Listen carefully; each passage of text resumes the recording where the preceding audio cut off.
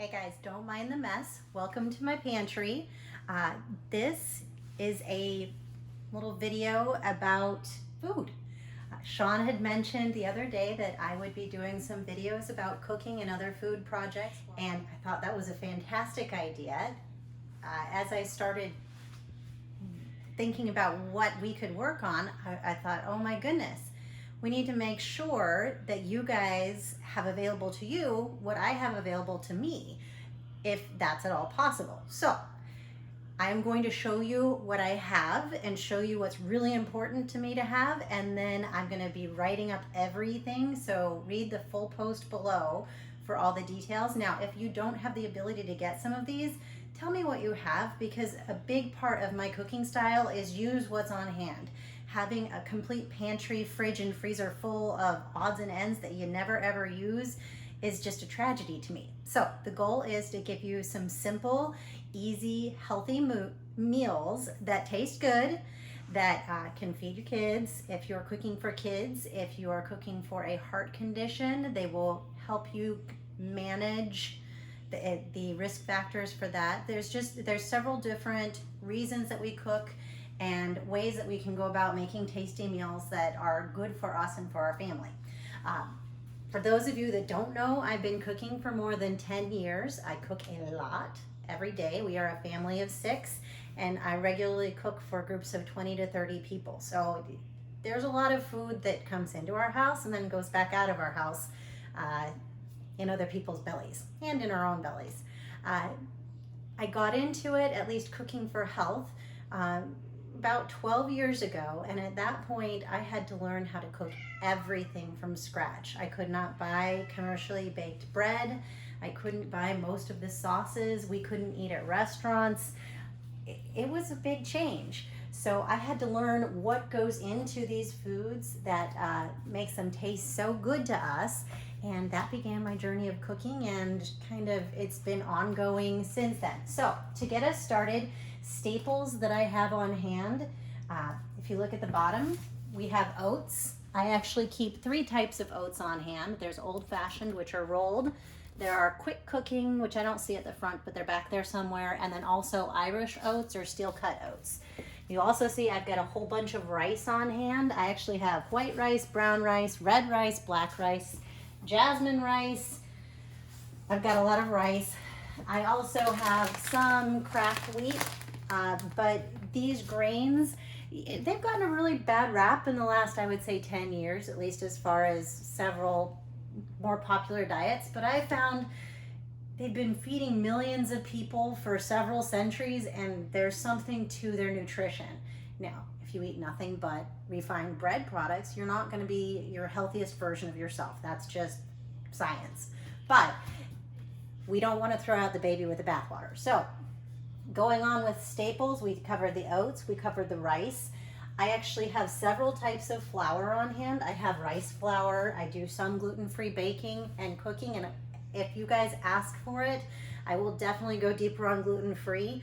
I have found that unless you are celiac or you actually have a gluten allergy or sensitivity, it's oftentimes the other ingredients that commercially baked goods have in them that can make you feel icky, and the added sugar and salt and preservatives can kind of do a number on your system more than the actual gluten itself. But I am not a doctor. That's just based on my experience. So we've got whole wheat flour, white flour. I normally really like to have bread flour, but you don't have to have it. You can bake with whatever you have. I'll explain the difference between those when we actually talk about them. You'll see chia seeds right here, and then my flax seeds are hiding. But chia and flax I use a lot of, and if you do not have them yet, get some. They're really, really nutritious, and they're awesome in so many different things.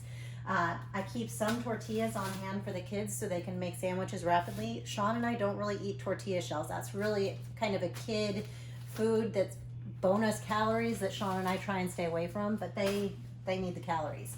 I keep pasta on hand. I have some that's whole wheat, and I have others that's not.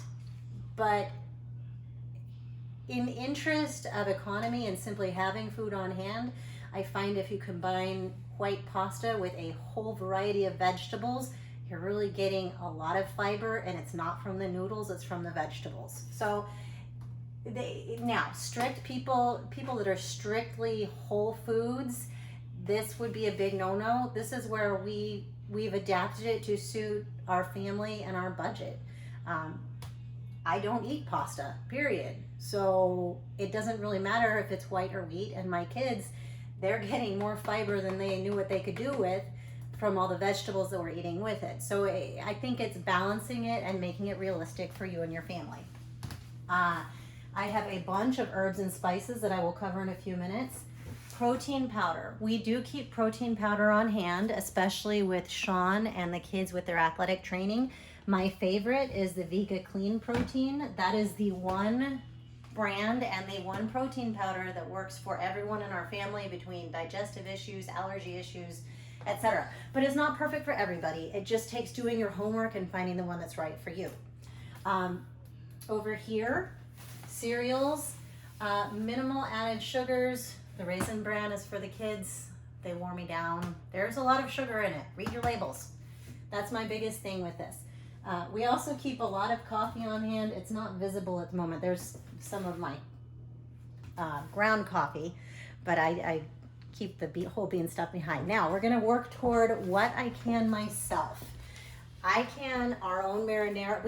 We garden, and as the season begins, I'll start sharing that this year. I can my own marinara, my own salsas, apple pie filling, watermelon lemonade, strawberry lemonade, cranberry juice, cranberry sauce, several types of pickles, hot peppers, pickled peppers, other things that I use in cooking. And of course, this will all be written up in the notes because there's a lot of it. Now we get to the fridge. What do you keep in your fridge? Well, here's what we keep in our fridge. We have a variety of plant-based milks. The biggest rule that I have when we're shopping for plant-based milk is minimal added sugar. We have, well, actually the chocolate milk is gone. That was a hot treat that the kids enjoyed. But I have oat. I've got a coconut. It's not coconut milk like what's in the can, but it's a little bit more diluted than that and easier for breakfast cereal. Cashew milk, almond milk, a protein milk blend. I don't really buy a lot of soy milk because we just don't like it as much. I don't have anything against it. So moving on down, I always, these are the vegetables that I almost always have on hand, or fruits and vegetables I should say. Cucumbers, eggplant, lemons, peppers.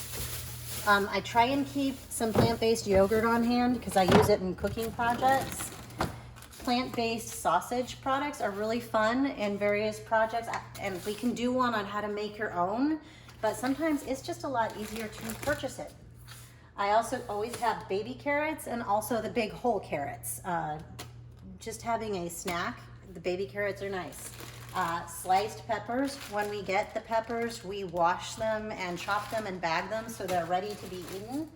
Sugar snap peas, I have some romaine lettuce down here. Mushrooms for Paxton and Sean, they are my fungus loving friends. Leftovers are so important. Save your leftovers because we can repurpose them. The flavor's seeping in as long as, there's not icky stuff growing in it. If there's no animal products, your food is gonna last a lot longer. Okay, so see, more carrots. This is nutritional yeast. I will explain this, but if you do not have it yet and you're trying to incorporate more plant-based foods in your diet, you need nutritional yeast. This is little tiny grocery store size that you can usually find at the local market. I buy mine on Amazon and refill my thing because I use it so much. You'll notice a lack of regular condiments. I do not keep ketchup that's store-bought. I do not keep store-bought barbecue sauce. I make my own barbecue sauce. I make my own salsa because if you start reading your labels, you will be appalled at some of those condiments that we keep in our fridge. So I do keep mustard.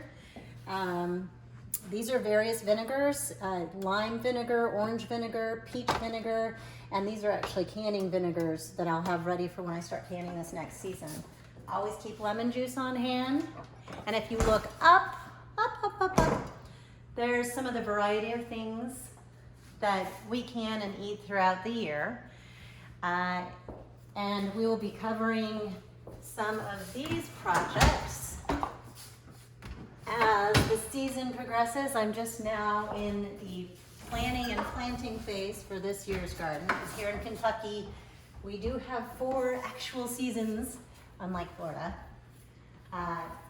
So I'm just gonna open up and show you some of the fun things. I did not even cover when I was in the other room. Legumes. These are so important and so inexpensive and nutritious. These are black beans, but as far as dry beans go, pick up some pinto beans, pick up lentils, pick up white, Great Northern beans, navy beans, any of them, and we will cook them. I will show you what to do with them. They will be yummy. They don't have to be the bland, strange textured, unseasoned, strange looking mess. They're really good. All right, so, yes, we have more over here. So you can see in this cabinet, cashews. If your stomach will tolerate them, these will become a fun friend to have in your kitchen. We can make all sorts of neat things with them. And again, here's red rice, more oats. I do keep sugar in my house. I don't use it very often, and when I do use it, it's in small quantities, but it's good to have at least a little bit on hand. Up there you can see some of the other beans. And, okay, humble minced onions up there. They get a lot of playtime in the kitchen because you don't always remember to buy onions at the store. So having the minced dry ones is so helpful. Which reminds me, getting into, here is the cereal. So this is available to, anyone that's staying at our house as well as our kids. They can kind of help themselves. This is granola. I'm going to show you how I make this. It's a low-fat, low-sugar, protein-packed granola. And that reminded me, I wanted to show you some of the spices that I feel are must-have. So, actually not many of the ones that I really use are in these small cabinets because I don't use them often enough.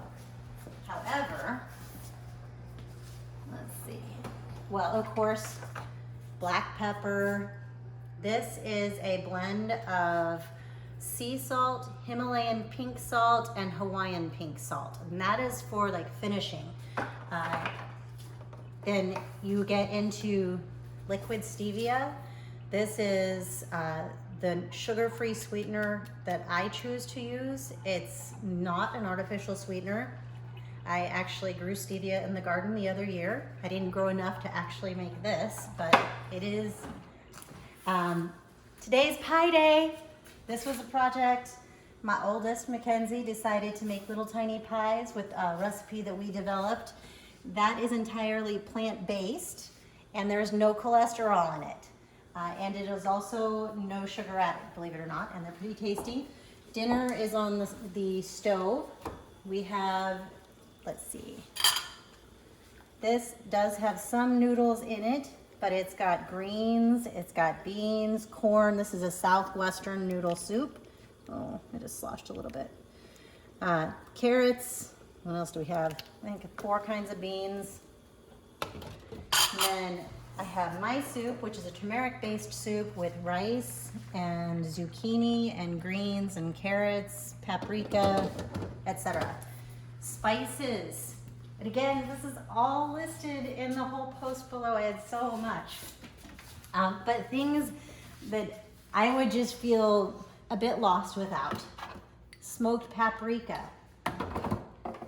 Turmeric, which you can see I need to refill mine. I buy it in bulk. I go through a lot of it. It's got medicinal as well as seasoning purposes, so it gets used a lot. Celery seed is humble but very versatile. I go through a lot of chili powder, rosemary, granulated garlic. I know the minced garlic and fresh garlic is probably, well, it's a bit more fun to work with, but granulated garlic will definitely flavor your food, and it's easy to keep on hand. Bay leaves. I do have chopped chives, and I do use them. probably not as much as the minced onion. And then cinnamon. I have this is just Ceylon cinnamon. I use this as well as Vietnamese cinnamon, and yes, there's a difference, but if you can't get Vietnamese cinnamon, this will work too. Let's see, oh, and over here, what I use a lot of is, this is cumin.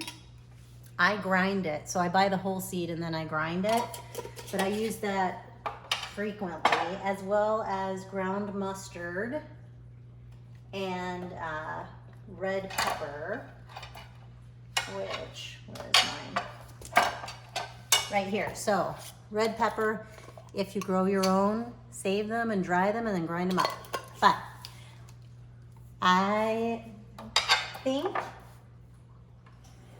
this is kind of the quick tour of the kitchen, and I just wanted to share all this with you and get you started. If you have any questions about any of the ingredients that I have below, like where to find them, where I like to get them, if there's any brands that I prefer, send me a message, post it in comments below. I'm going to list some of the cooking projects that I'd like to cover, but if you have any requests, let me know. Oh, the one thing I did not cover, because I don't typically keep it up here, is frozen vegetables. Get whatever you like. Get things that you don't necessarily like. Just get frozen vegetables. I like spinach, I like broccoli, I like the mixed vegetables, all of it. So just don't be afraid of frozen vegetables. I use them a lot in my cooking. I think that about does it. I can't wait to hear from you guys, what you think, what you want to see, and if you have any questions. Thank you.